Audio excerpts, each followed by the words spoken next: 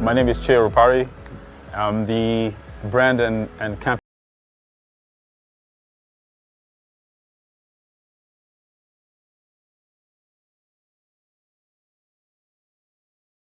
It's one of the new spaces in this area where we'll have playgrounds, football fields, basketball court, event space, sports bar, a hotel. So the idea for us is come and play and stay with us.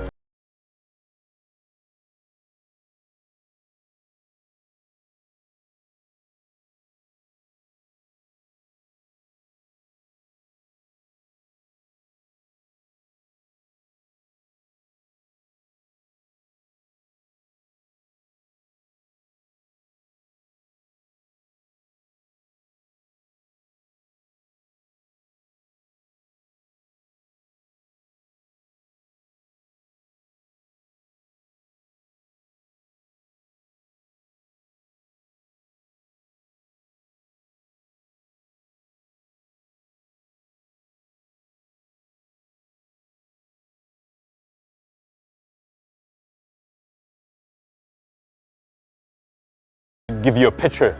So that's why we had those couple events here, just to showcase that, hey, you've been driving by here, seeing the space, thinking what's going on. So it was an opportunity for us to speak to our community, to our neighbors, to the country in general, say, hey, be ready, July 26th, it's happening, put it on your calendar, we'll be ready to receive you. All the things are done, but as you know, just like building a house, you know, before you welcome anyone, you have to make sure everything is properly aligned. The furnitures are there, the beds are made, right? The space is clean. That's the idea behind it. So physically, the structure, the construction we are completed, but now is putting other things in place. So that's why I say we're almost there, is because just before we host you, we have to make sure everything is running properly, everything is ready to receive you, so you can have a great experience about what the Zaria brand that is offering to the market here. Well, I would say a majority is done. I wouldn't say phase 1, phase 2, but I would say we are 90% done. So the 10% basically is to make sure the furniture is in place, TVs are on, water is running, bills scored, water, playground is ready for the children, the footballs are here, basketball court is ready. So that's why all those things will take only a couple more weeks. That's why we're ready to receive people from June, and then we get ready for the grand opening. Once we have the grand opening, July 26, 2025, then a whole space will come alive. The multipurpose space can host quite a fair, more than 5,000 people can fit in here easily. So the sports bar is about 200 people can fit in there, without counting the outdoor space. So again, 200 to 300 sitting comfortably. Basketball court, which is the multipurpose space, can fit as many people as possible. So as you can see, we have an open concept of a space. For one idea behind it is to welcome, to feel that it's accessible. 2, we have the 2 5-a-side football pitch, so that can accommodate multiple games during the day, because it will be open from morning till late at night, depending on the activities. We have playgrounds that's available. We have the retail space where it's been specifically catered or curated with the best brand that exists here in Rwanda. So from coffee shop, so we have a couple coffee shops here. We have cake supplier, food suppliers that will be using the space here, fashion. So it will be a combination of food, fashion, and entertainment. So if you come here, it's one space for everything.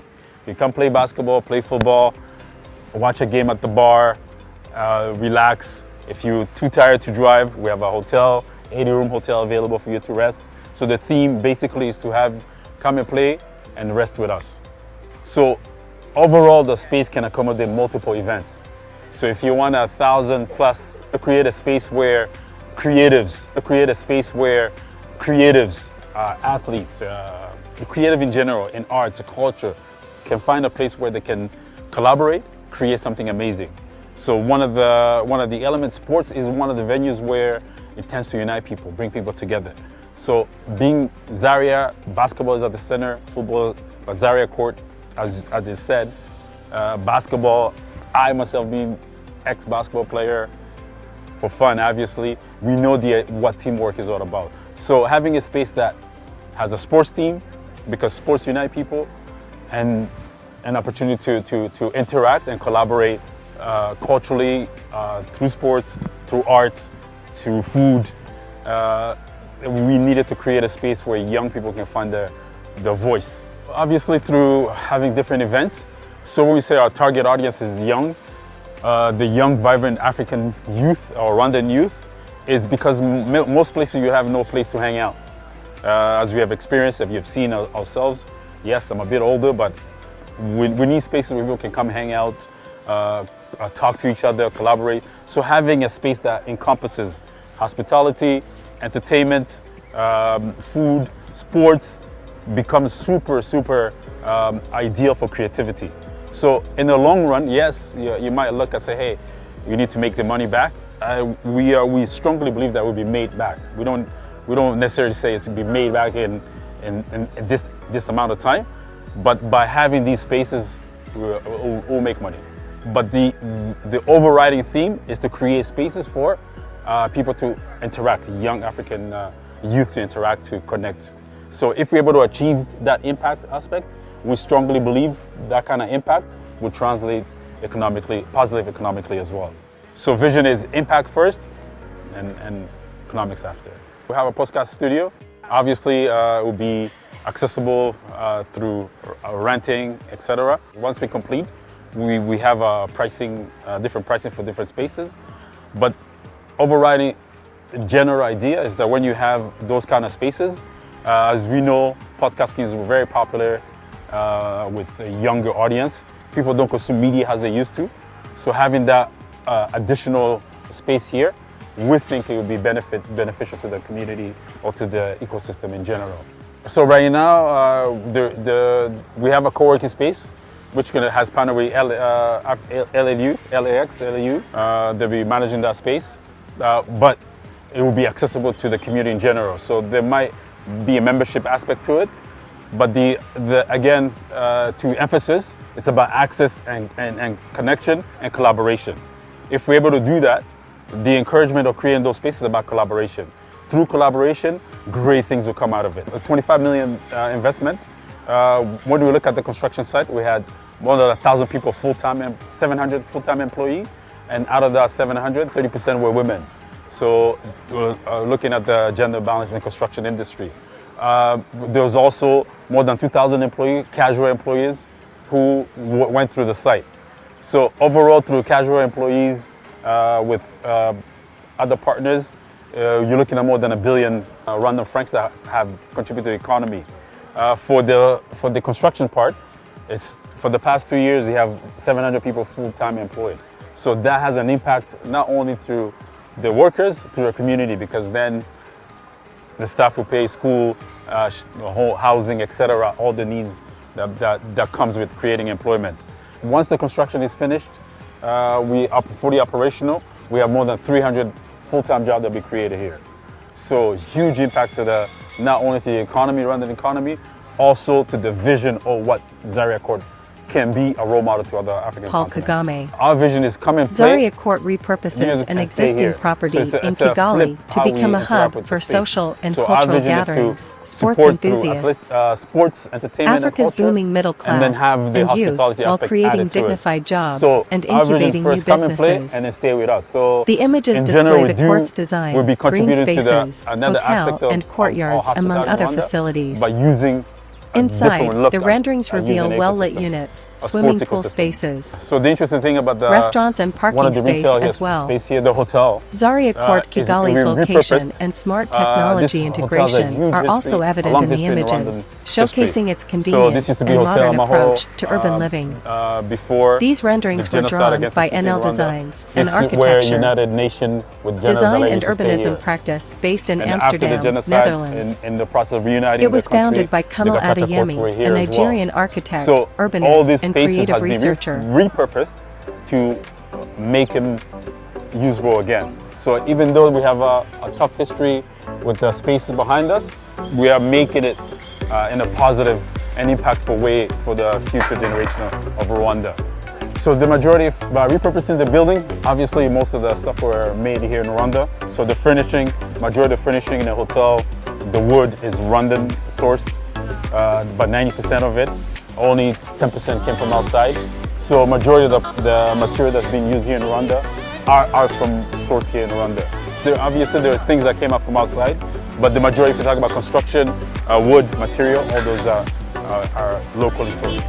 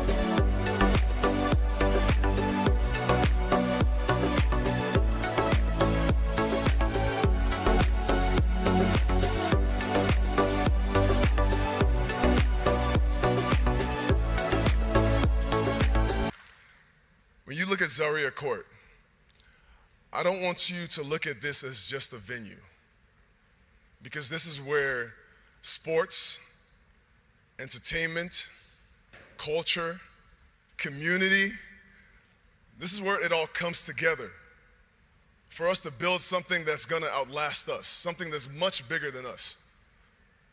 This is about opportunity for the next generation. This is about legacy. Legacy for something that we're gonna leave behind.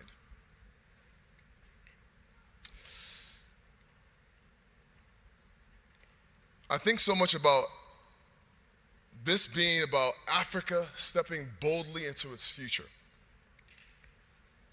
So thank you for being here today. Thank you for being here to witness the beginning of this beautiful adventure we're about to embark on.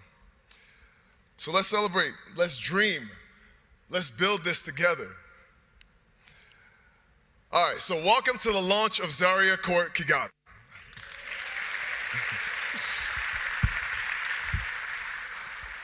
All right, let's get the show going. All right, our first speaker, someone whose vision, whose leadership, relentless belief in the power of this continent has helped bring Zaria Court from idea to reality. As managing director and as partner of Zaria Court, he has been instrumental in getting us to this moment today.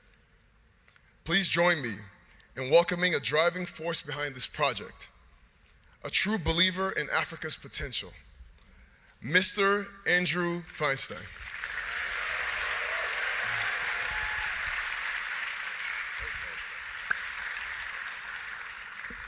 Thank you all for being here. This is just unbelievable. Very grateful, especially to all of you who came from all over the world, especially the Denver contingency for flying all the way here. Thank you. But first and foremost, I just want to thank His Excellency, the team here in Rwanda, the government of Rwanda. You've always welcomed us. This has been our second home, and we just love being here. So it's good to be back home.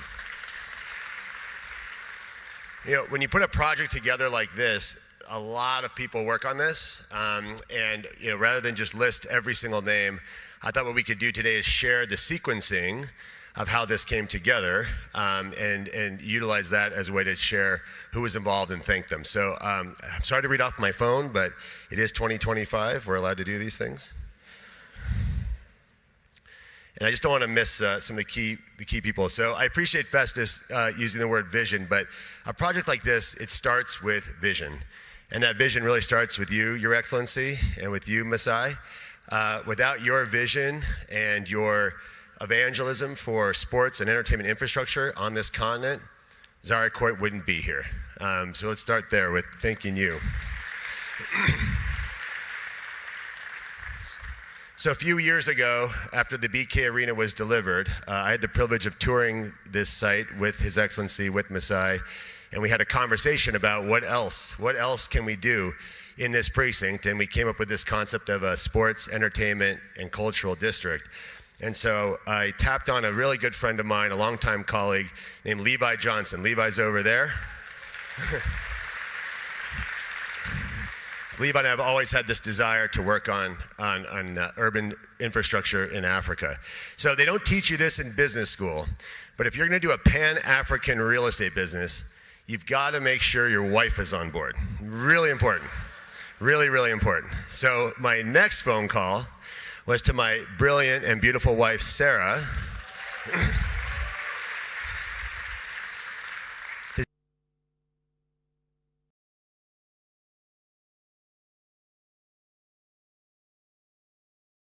And not only has she been on board and steadfast in her support, but she encouraged us to move here a few years ago for about a year so we could really get this thing started. So Sarah, I love you, appreciate you.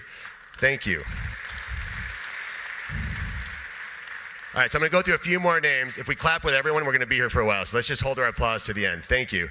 Okay, so again, how do you get one of these things started? I want to acknowledge the Pendulum, Robbie Robinson, and Rish. Masai and I met with them very early on to conceive of how we could put this together. I want to thank Kevin from Exto and the Denver group for helping us out early on. And then we realized we need an operator. And so we tapped on Kyle Schofield from QA Venue Solutions. And Kyle's here with his wife, Wahida. And we also worked with Olive Hospitality. Our friends from Olive are here. They manage this hotel, Pan-African hotelier. They're terrific. And then the next step in the process is you need a design. You need an architect. And for something like this, you need a brilliant architect.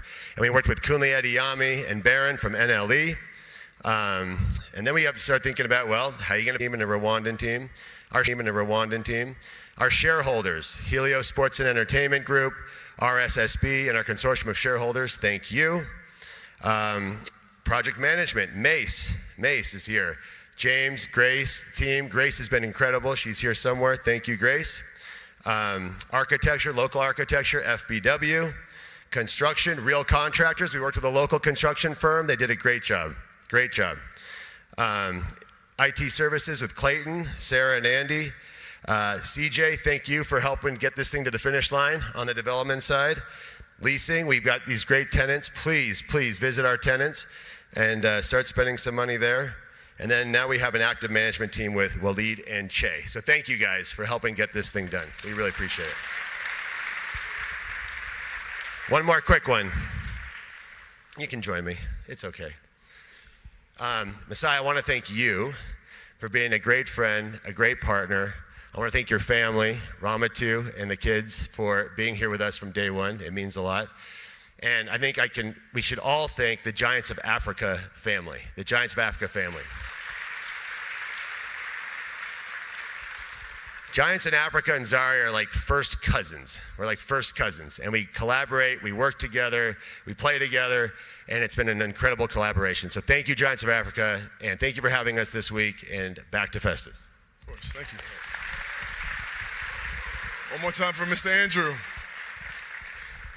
I don't know why more people don't thank their wives when they come up here. That was the biggest applause I heard all night. I love it.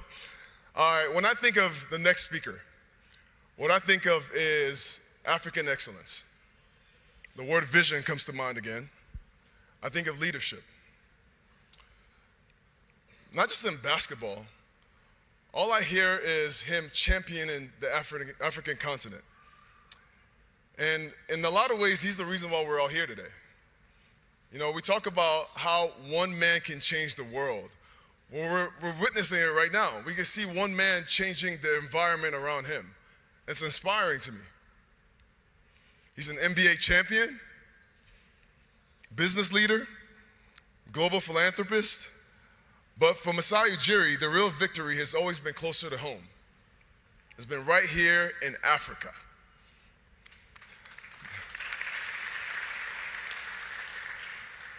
Through Giants of Africa, through his relentless advocacy, through his work here with Zaria Court and this vision, he's never stopped believing in the power of this continent, in the youth, its potential, its future.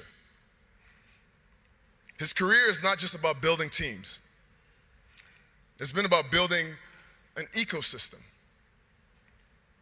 He's not just about inspiring players, he invests in places. And every move he makes is rooted in one simple belief, that Africa can and will lead the global stage.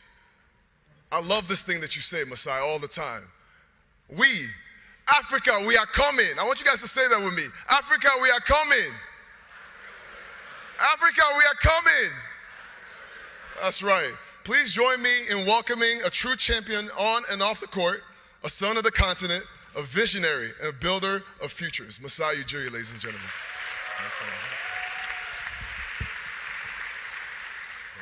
Thank you. Oh, thank you, His Excellency, every distinguished guest here. I call him His Excellency too. I'm so happy that somebody I've grown up in northern Nigeria, idolizing, Aliko Dangote, is here with us.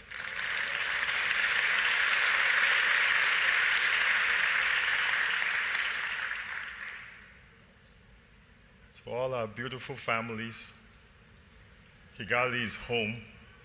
Everybody I've seen here, to my beautiful wife and my kids, they're supposed to be sitting here, but they decided to run to the playground. Yes, my beautiful wife, who's always supporting, and family. Yes, please. Festus, I never forget. I'm telling you, I never forget. You know, I really want to start with something that I think Festus has said a little bit. When you talk about vision, you talk about leadership, you talk about engaging people, partnerships, everything that you can think of in bringing people together. That's what President Kagame stands for. And yes, I want to say thank you, Mr. President. We don't say it, I don't think we say it enough, because I know how many youth in this continent play sports, and no leader gives us a chance. And nobody sees us and sees sports as something that can enhance our lives in Africa. They don't. We see sports as recreation. We see sports as competition, and we don't see sports as a business.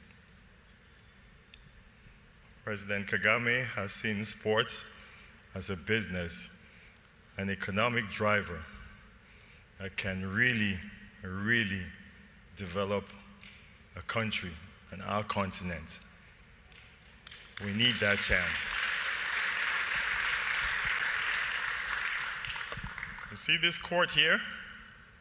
This court creates community. You see these venues? These venues create value. You see the whole ecosystem. The ecosystem creates economy. And we don't understand that enough in Africa. So, to be given this unique chance here to build a sports city, starting with that arena, then the stadium, then the ecosystem that feeds it. So we can buy our jerseys, we can come to a sports bar, we can have ice cream, our kids can play in the playground, we can stay here in a hotel, we can chill in the pool deck, we can go to the rooftop lounge, we can go work out in the big gym that's open to the public. This is the power of sports, yes, and how it can bring all of us together. And you can see it in every city in Africa, we have this right in the middle of the city, and they are all of them, nothing is happening. They're all destroyed. They were built 50 years ago. There's no vision, and we struggle in sports. When the Olympics is coming, or we have to prepare, or there's a competition, they paint them. And then you see a lovely old man or old woman or young person sweeping. You have 4 or 5 workers. And we leave those buildings and these spaces, and they rot and rot and rot and rot in Africa. And we listen to people and politicians and governments and presidents that continue to suppress us, and we're not going to take it anymore. This is a template in Africa.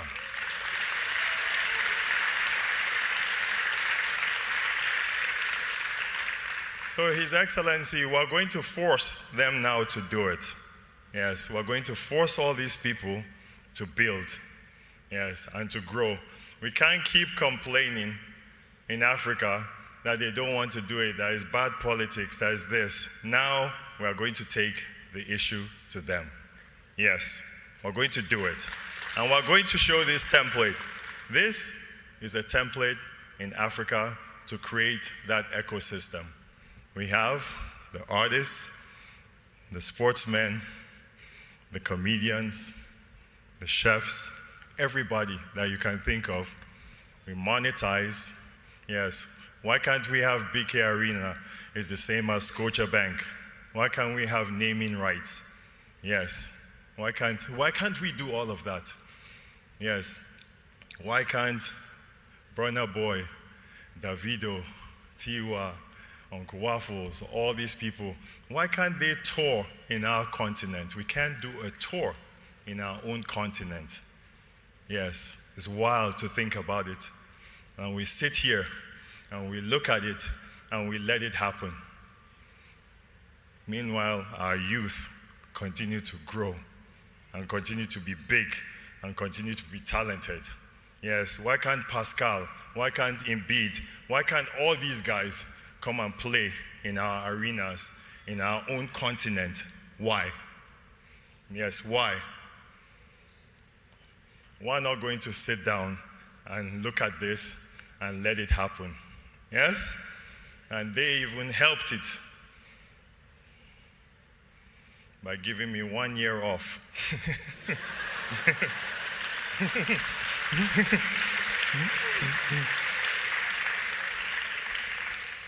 The continent is in trouble now. So, in this process, many people have helped. You know, many people have helped us grow, and many people have built this. Look at the architecture in this place. Let's look at it. It's a flow. It flows. So I'm going to call on Mr. Kunle Adeyemi to come with me.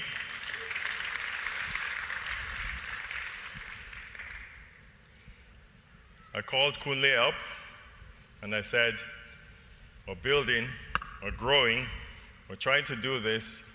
Kunle, just in a couple words, tell me how inspired you are and how you thought of this space. Thank you very much, Masai. Thank you. Thank you, Excellency, distinguished ladies and gentlemen. It's a great, great honor to have everyone here. And yeah, it's really emotional. I think, Masai, you've said it all. I think, you know, for us in the industry of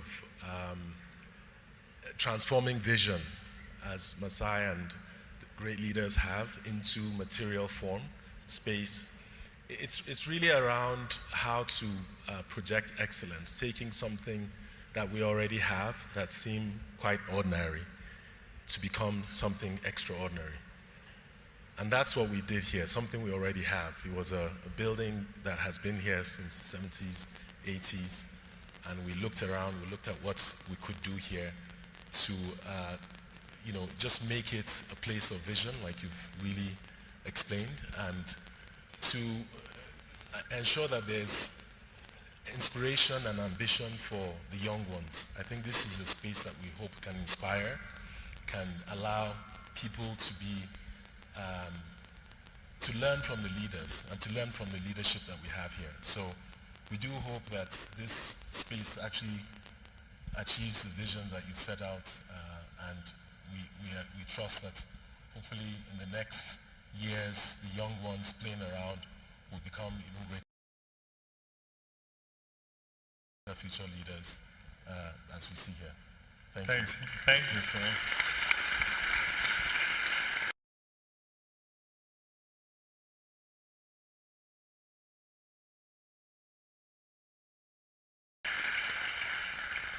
I have a partner in crime here, Amadou Fall.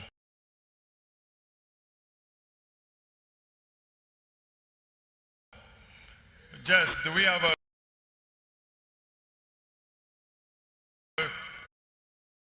especially here in Rwanda, because as you recall, 2018, we just finished the last Africa game in South Africa. We flew here, spoke to His Majesty, His Excellency, and less than a year later, that arena is here, BK Arena, that allowed us to bring the Basketball Africa League to life. When we launched the Basketball Africa League, we talked about this being economic growth engine for the continent that is going to create jobs, that is going to have innovative entrepreneurs think about what else can we build in the ecosystem, because we wanted to build the entire ecosystem, and that's what you guys have really done here, in terms of Zaria Court, a place where, using the transformative power and the convening power of basketball to build commerce, to build community, as you said earlier. This is what gives us confidence to say that we are going to build the Basketball Africa League into one of the best professional basketball league in years to come. Is because of this opportunity we see here in less than 2 years, having something like this come to life, thanks to visionary leadership and thanks to the ingenuity, and then what you guys have managed to do in bringing great minds, people who are passionate about Africa, people who, as you said, no longer want to sit aside. We want to take our destiny in our own hands. The talent we have on this continent is unmatched by any other place. So we are able to do this because of leadership and really vision, and we are going to continue to push across the continent, and I love to hear that there's a vision to have this in every major African cities, because our youth need this, our continent deserves this.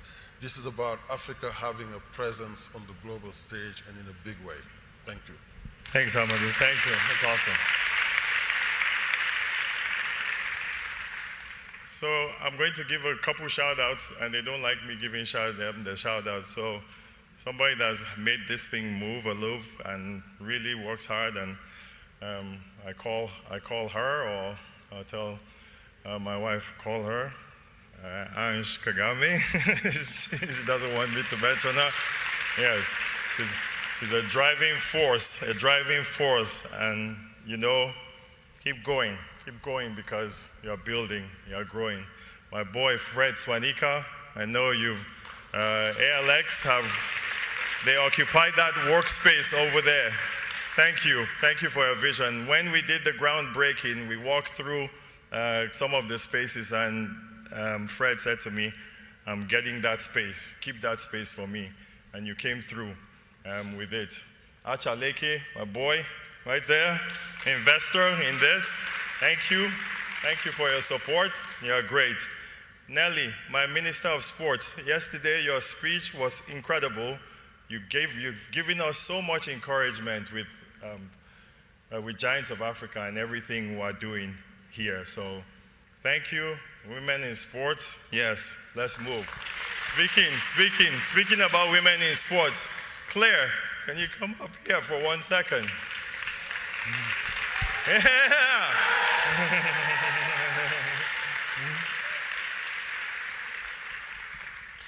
So we actually did this deal with you. Yes, very, I don't want to say complicated, but you put a lot of things together. HE was really good with everything that the space he gave us to operate. You now work in the NBA, yes, as the leader of NBA Africa. Tell us, you go from government to now the NBA. How does that work? First of all, it's really nice to be here. You know, those days when we'd be driving to this side of the city, would say, I'm going to Remera, or I'm going to Amahoro. These days we say, drop me off at the sports city. Yes, yes, yes. And so, as somebody who was, as former CEO of RDB and having seen all of this grow, it's really incredible to see that strategic investments like this really unlocks jobs, creates infrastructure, and allows a lot of long-term economic growth to happen, and that's what we're seeing here. But moving to the NBA, I see the same. First of all, I think all that we see here demonstrates that sports infrastructure is smart infrastructure. Yes. Do you agree? Yes. But at the NBA, I see that also every single day. I see that sports is an economic engine. Sports actually allows a lot of opportunities for growth, opportunities for jobs. In fact, at the BAL, as Amadou will have told you, just 4 years of BAL playing in 4 countries created $250 million in GDP and close to 40,000 jobs. Yes. Amen. As I was working with Masai yesterday, I asked him how many jobs has only Zaria created. They told me 500 jobs. So you can see. And being here in Zaria Court, I think it combines the two. It combines economic development, it combines sports, and brings all of that together. It's that ecosystem that brings dreams to reality, that brings entrepreneurs to work here. In fact, I would just say sports should be an economic priority for every country. If you're not putting sports at the center of your economic growth, then you're already playing from behind. Thank you, Claire. Thank you. That's awesome. Man, they talk about weather and beauty like it was hot here a couple hours ago, but we can actually sit here. Excellency, can we sit here for like 4 more hours? Like, yeah, this is beautiful breeze, no? I want to acknowledge a couple more women who have been really powerful in sports, in what they do, and encouraging. Mama Louise is here. Hi, Mama Louise. Yes. Robin Roberts is here. Yes. Good morning, America. Yes. Yes. Chinelu and Oha from AFDB, thank you. Thank you for being here. And our very own Chine Ogumuke, yes. WNBA, ESPN. How do you play in the WNBA for 5 days and then you go to ESPN for 5 days and then you come back? That's African talent right there. Yes? Yes. Huh? At all. At all. This is beautiful. So, when we talk about how these partnerships are made and how these things work, here has been a symbol. Trying to work with a couple countries, and I'm not throwing shade on any country because we're going to push them to actually do this. And we're going to use everything from top to bottom here as the template. So, we did this deal with RDB when Claire was there. Now, Jongi, Africa, you are the man in charge here. Okay, come and tell us, come. Your microphone is right there.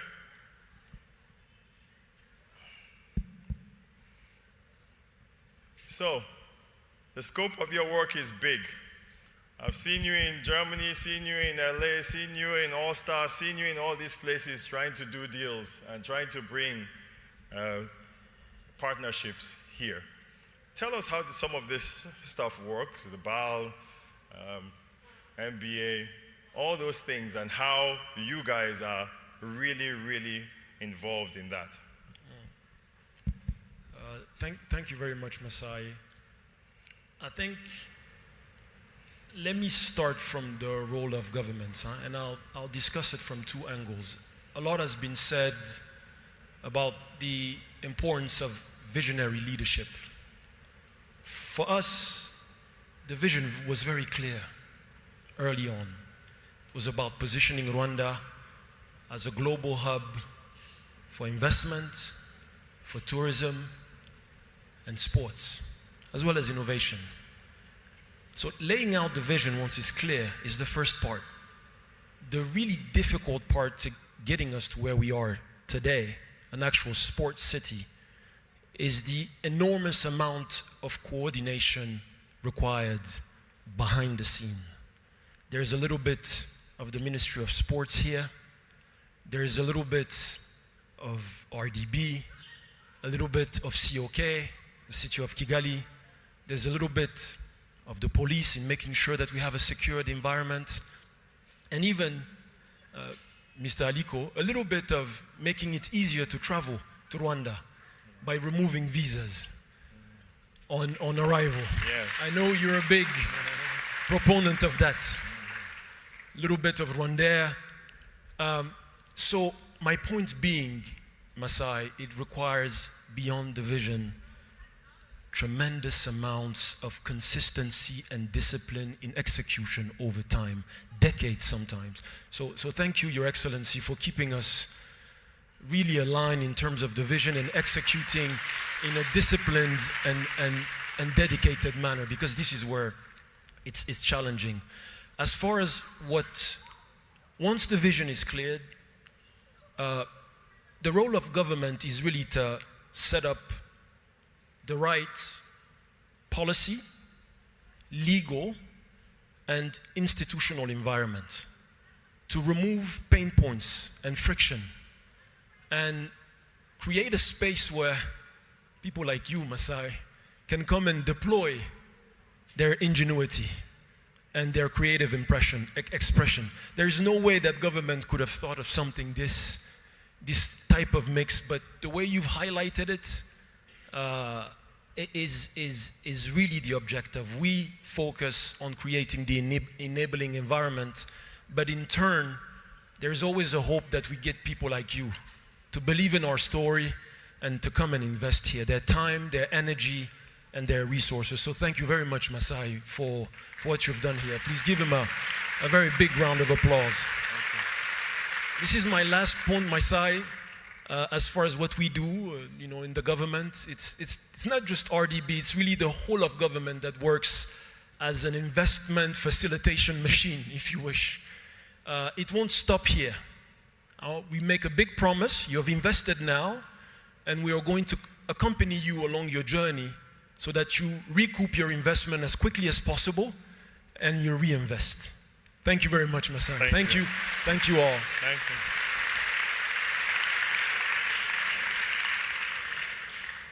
I am so happy. I'm so happy that there's two of the most incredible leaders and two of the most successful people in Africa. President, His Excellency Paul Kagame and Alhaji Aliko Dangote here, that set the standards really, really high. I'm telling you, I have so much bragging rights to tell everybody that these two guys were here when this was open. I'm so proud, so proud of this. Lastly, I won't keep you too long. Lastly, we were in All-Star 2016. Some of you have heard me tell this story. And it was very, very cold in Toronto. Some of you were there, about 40 degrees below. And President Kagame came to All-Star, spoke in MB Africa. We had an incredible event, and he came to the games. And one of the games, he sat down, and he had his head like this, and he looked like, I thought he was sick or the cold. My wife came to me, and she said, go and check on Excellency, go and check on him.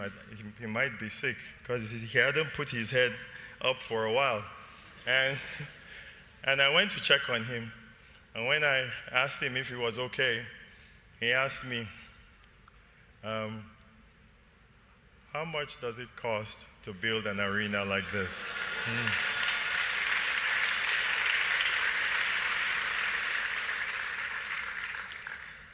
Excellency, you didn't build an arena, you're building Africa. Thanks.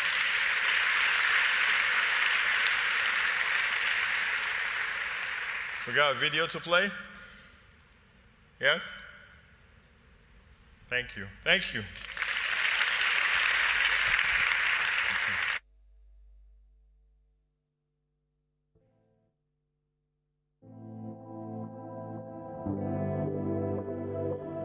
Giants of Africa started in 2003 with one camp, one court, and one dream. We weren't just building courts, we were building confidence. Creating spaces for young Africans to stand tall, speak boldly, and dream big. And Giants of Africa was never just a camp. It was a calling. To believe in the brilliance of our youth, to bet on the boundless energy of Africa's next generation. And as we traveled across the continent investing in the lives of young people through basketball, we saw something bigger. A land full of talent, full of possibility. Young people who needed an ecosystem that matched their ambition. And then came a question. In Toronto, during NBA All-Star Weekend in 2016, His Excellency President Kagame turned to me and asked, why not us? Why don't we have arenas in Africa? Why not a future we build for ourselves? That question lit a fire, which became a framework, not just to build more courts, but to build more arenas and facilities. Not just venues, but entire districts where sport, culture, entertainment, and community could thrive together. Because sports infrastructure is infrastructure. Because culture is capital. 3 years later, the construction of BK Arena was completed. 2 years ago, we broke ground on Zaria Court, Kigali. And today, we launched Zaria Court to the world. Because we are all architects of an African Renaissance. And so we ask you, don't just celebrate this moment, carry it, champion it. Let Kigali be the first of many, because the future is African and the moment is now. And for Zaria Court, well, we're just getting started.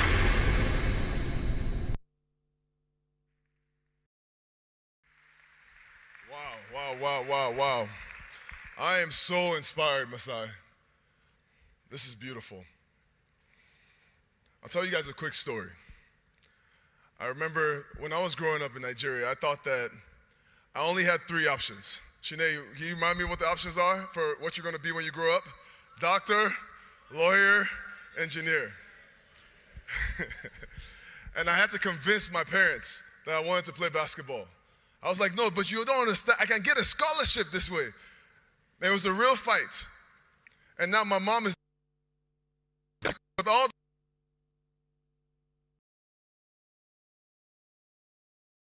life. But it's done a lot for a lot. When you think about it, I want you to think about it as a business. It's not just people putting a ball in a basket. There are doctors who are employed. There are engineers who create arenas. There's people who are selling merchandise in concession stands, all the way down to the police force who take care of the people who come in and out of the arena.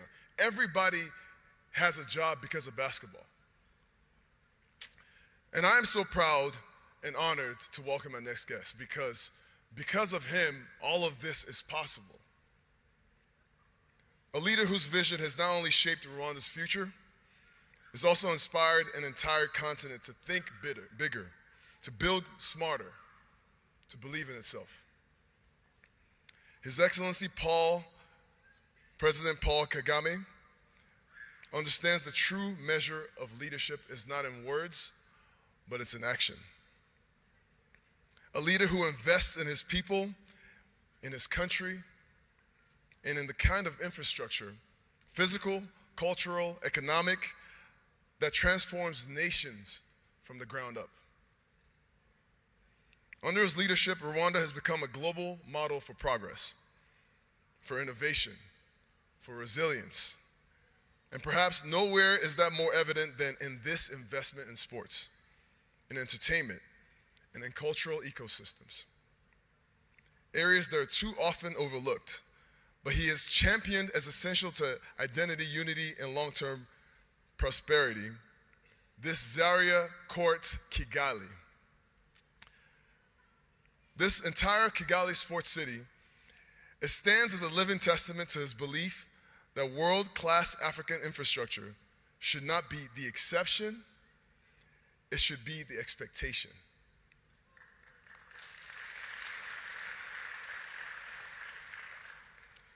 He's a builder of institutions, a champion of youth, a global figure who reminds us that the future of Africa will be shaped by Africans. And my favorite thing is he's a Golden State Warriors fan. Ladies and gentlemen, please join me in welcoming His Excellency, President Paul Kagame.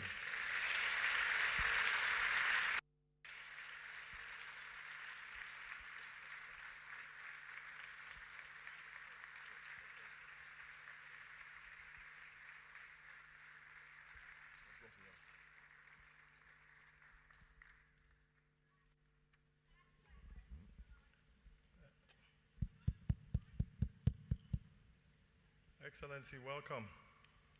Thank you. Thank you for being here, and you always give sports a huge chance, and you always listen to us, the only one that listens to us. We broke ground there 2 years ago, and there was a vision. How did you think or see this coming? Because you've always talked about a sports city. Wow, it's, you know, in my life, when I was a kid and growing up, and especially as old as I am today, with all the hassles and struggles of life,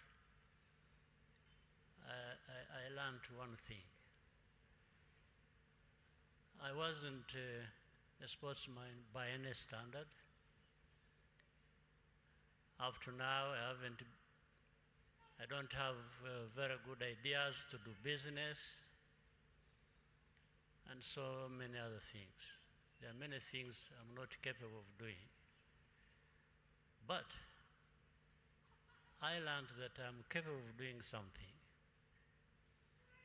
And that was to enable, to support others in what they can do. And especially in my position now, I found that while I can't do business, I can support those who are capable of doing business to do it by creating an environment for them to do that so that they can succeed, and in the end, I and many others benefit from that.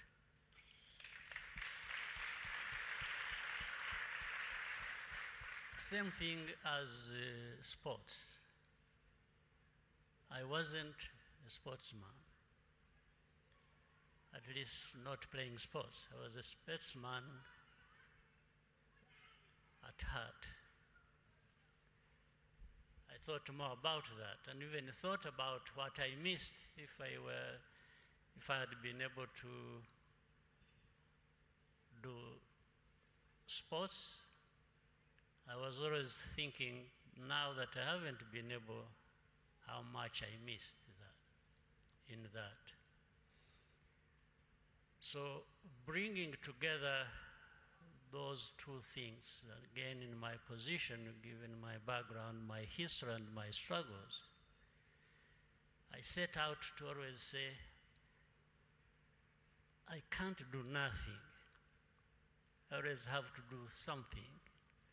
And if I can do something, by enabling those who can do much more that benefits them and the whole country, and as you said, all this builds communities, builds families, builds individuals. So if I can be part of that story where I can provide something that brings those together, I'm the happiest person. And that's how one idea came after another. Of course, you learn, you see, you hear, you discuss with many people, like so many discussions I have had with you, Masai, and many other friends in this field of sports. Then that's how the idea came up and said, maybe we could do something in Rwanda. Which one is it? Where do you start from? And of course, many other people make some inputs as to what can be done, and that's how the idea of building this sports city came up. So, we are not stopping here. We keep growing, we keep going. And again, if that can inspire others beyond our borders, and if we can be part of that story and through cooperation, we are again very happy to be part of that. How do you see this? How do you see all of this really inspiring and maybe even shaping?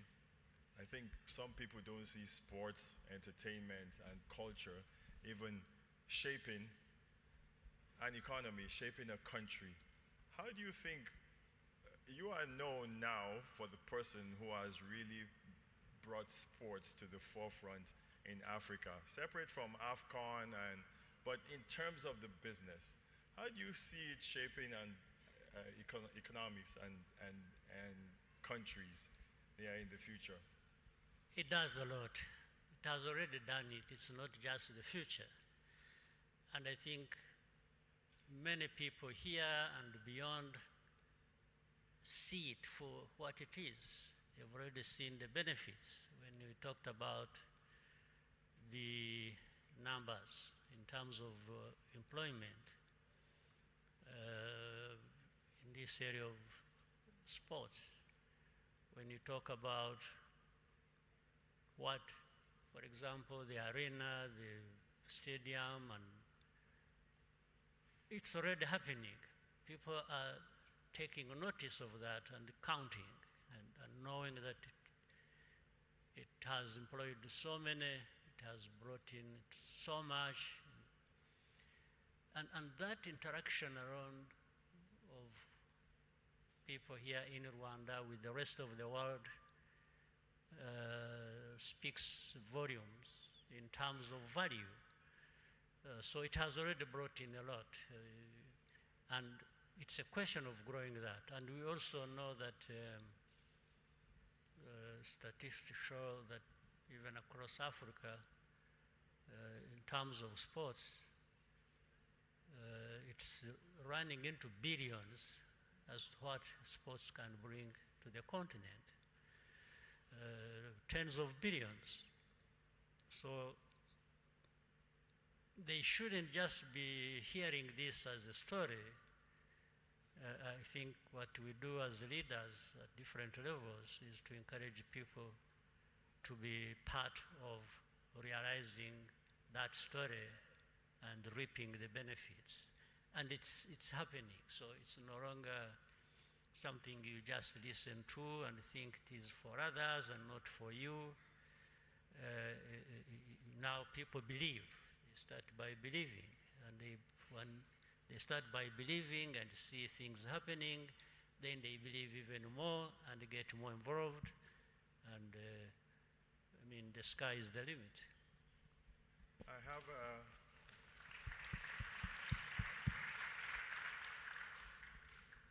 So this one is a tough question.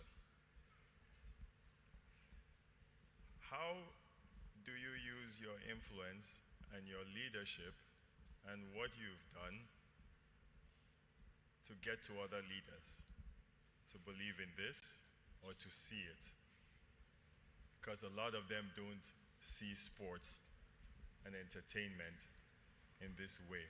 How do we get to 53 other leaders to think this way? Well, I have been there before with the tough questions. So I'll try my part. I always try. I think the best way, you know, if you told people stories and the benefits of what you are telling them, but you have nothing to show to prove your story, the story you are telling them, right. You have no example that they can see. I don't think people will believe you or will even care. But I also want to assume that it's not me having to tell anybody the benefits of this or that. And so, because some of them already know really the benefits of this, and they know they can do it, they know they can even do it better than Rwanda. So the simple part for me to play is to speak out, and speak out loudly,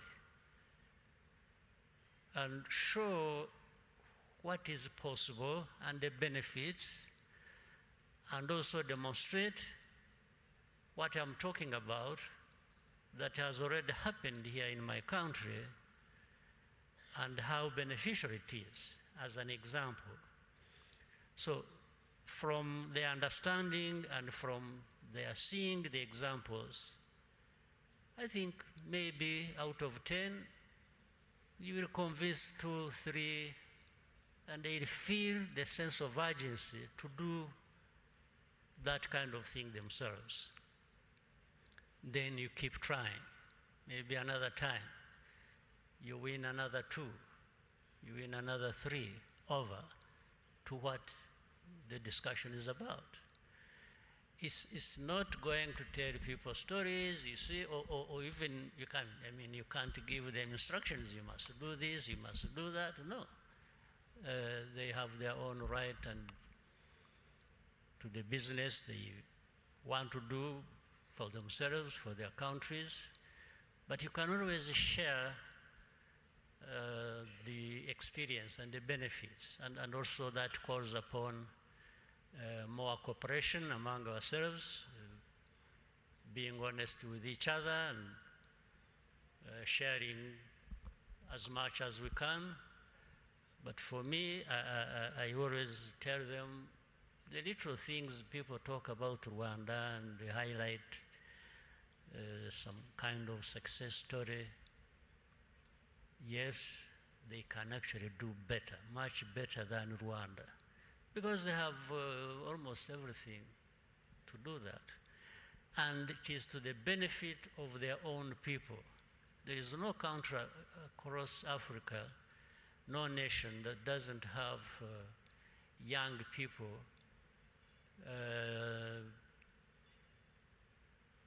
to the north of 70% or 60% of their populations are very young. And if you can't find something to excite, inspire, and move this big part of the continent's population, I don't think we would be doing justice to ourselves. So it's really speaking out, it's sharing, it's showing examples, it's even making appeals. Can appeal to people, and they will listen to you if you package it well with this sense of examples and showing the benefits, and the benefits to the constituencies of our populations that deserve to see that happen. You know, that's right. So my last question, but I'll go to youth. I'm going to go to youth now, and I want to give a prime example of what President Kagame does. So when the arena was built, I had a conversation with His Excellency, and he asked me, who is managing this arena? Who is going to create the business? And this is an example how he gives opportunity to youth. So I make a suggestion to the president, and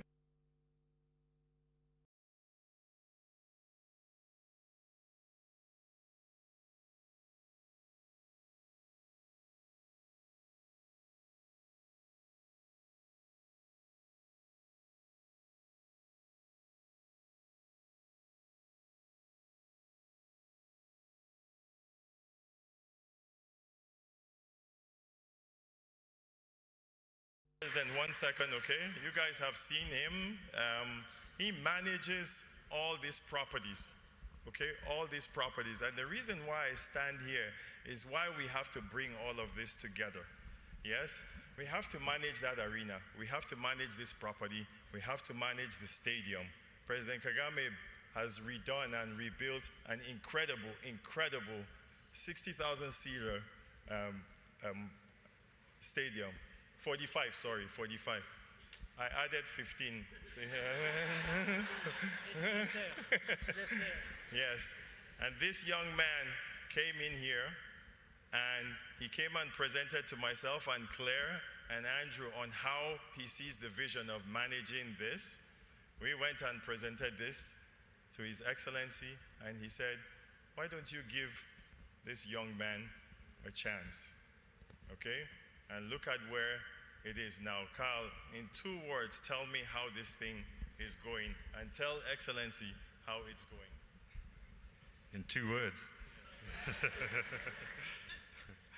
Well, let me first say thank you, please. Thank you, Masai. Thank you, Your Excellency, for the opportunity. On how it's going, I think it would be wrong of me not to acknowledge someone who really supports me, who is my wife.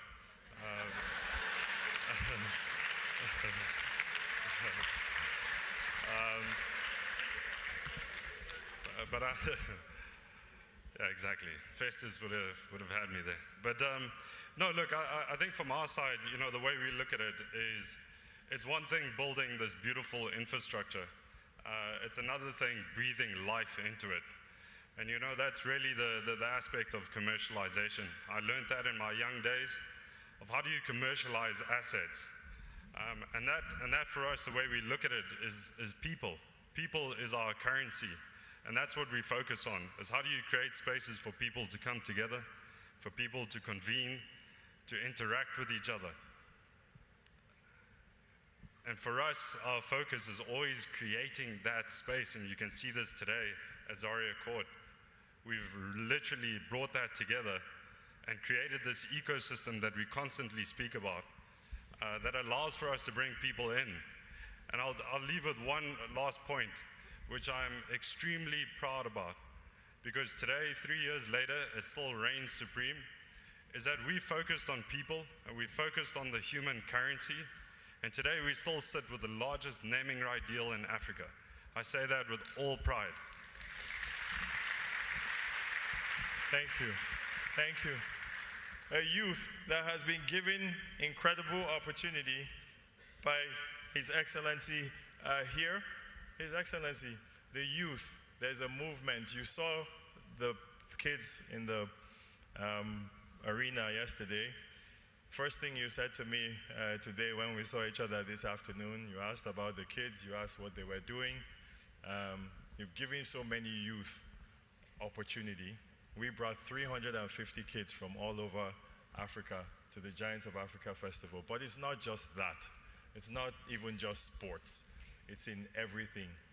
Where do you see the youth movement on the continent? Where do you see the hope of the youth for us in Africa? Well, let me say, in my mind, thinking about the youth of Africa, and I don't think about borders. I think about,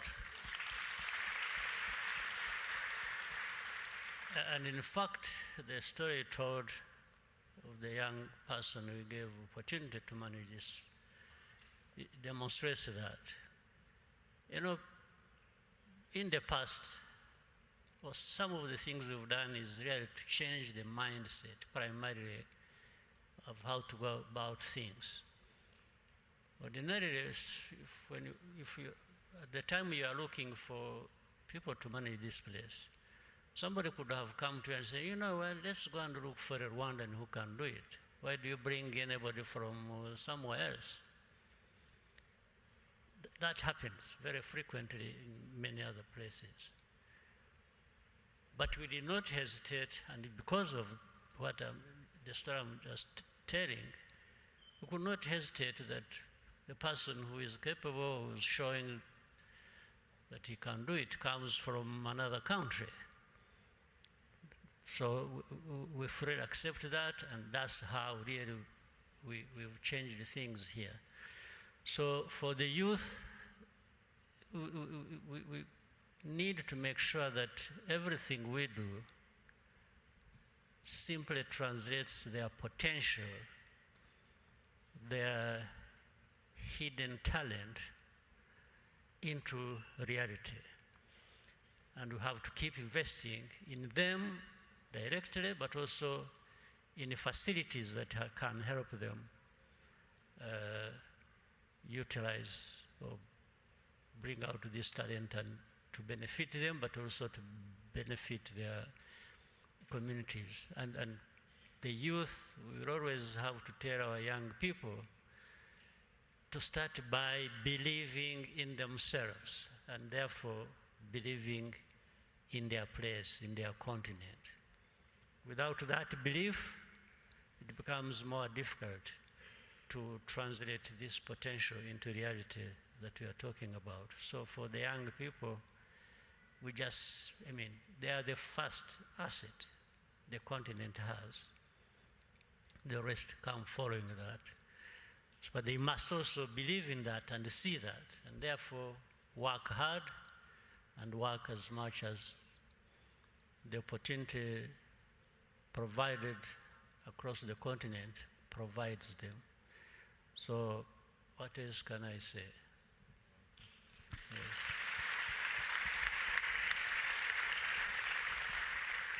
I want to thank you, Your Excellency, for your vision, your friendship, your openness. You bring all of us here together. Now we come here how many times? And before I finish, Masai, before we end this conversation, and with everybody's attention, all things we have said and the stories we have heard from different people, I wanted to acknowledge the presence of Aliko Dangote here. Yes.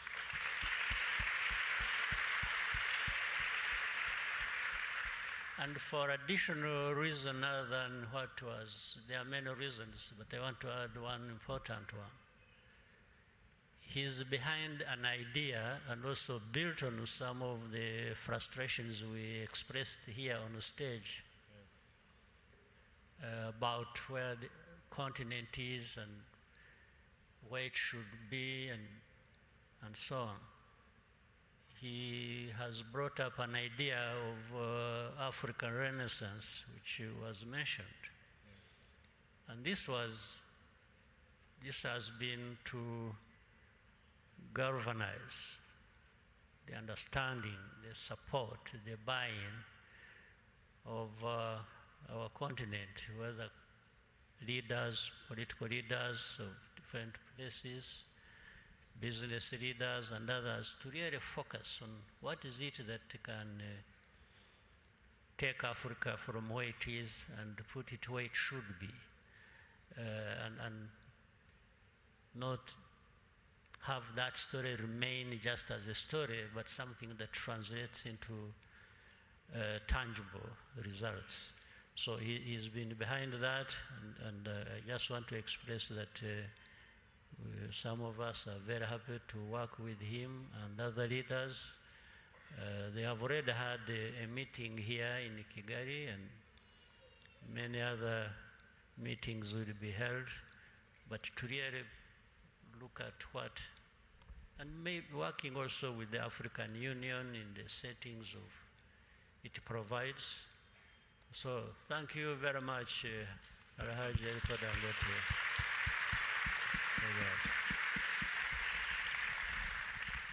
You know how we Africans are. I was blessed to be selected among these people in the African Renaissance in this program, and we're in the room, and the whole time, I swear, I was like this because of the people in the room. You know, like I'm telling you, like it's incredible how we Africans are walking. And I didn't say it just to say it. To have these two incredible leaders here, to see us in this space, to sit down like this, I am a proud, proud, proud African, and I'm proud, yes. I'm proud to know you all, and I thank you all for coming out here, for coming from further places. I thank you, Excellency, for receiving everybody and being very homely for all of us, because I'm telling you, we're all just stroll into Kigali and act like we all own Kigali now. We just come in and it's home, you know, like it's home for us. So thank you, Excellency. Thank you. Thank you, Alhaji, for coming. Yes, thank you, everybody. Festus, are you coming back? No, I'm not taking your job. I know I don't have a job, but I'm not taking your job. Thank you, His Excellency. Thank you so much. Thank you. Thank you. I'm sure he wouldn't want to take my job.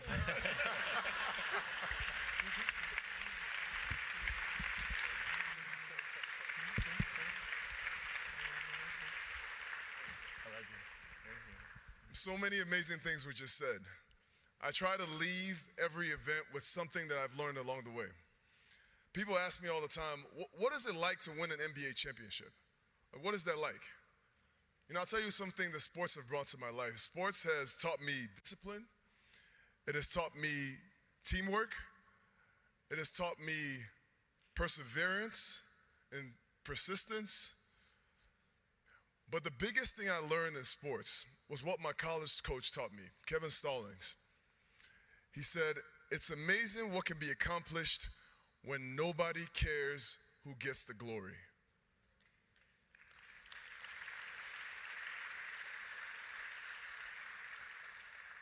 I only say that in this instance because we've talked a lot about vision and building a better Africa and continuing to promote the country.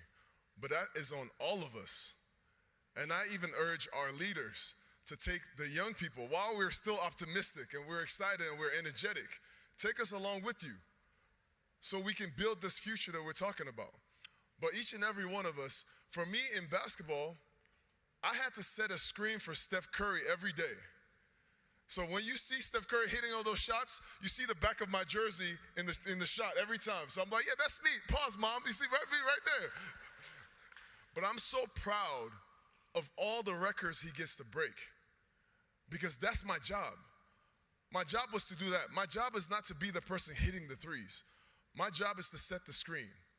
And so maybe our jobs along the way is to support the youth. Our jobs is to keep the court clean. Our job is to promote what we're seeing here and be the voices that promote what's happening right now.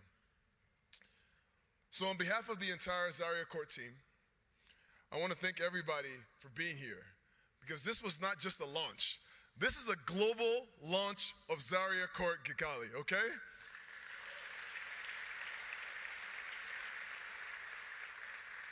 Now we're setting our sights on this bold vision for Africa. Now we see what's possible when sports collides with community, with culture, entertainment. It has been an honor to celebrate this milestone with all of you. But this party is just getting started, okay? In just a moment, His Excellency President Kagame, Masai Ujiri, and Andrew Feinstein will head inside the hotel. And if you're wearing a blue wristband, you're invited to make your way into the hotel as well, the hotel lobby. Head up to the rooftop to join them as they're entering the building. For everyone else, this is your chance to explore the full Zaria court experience.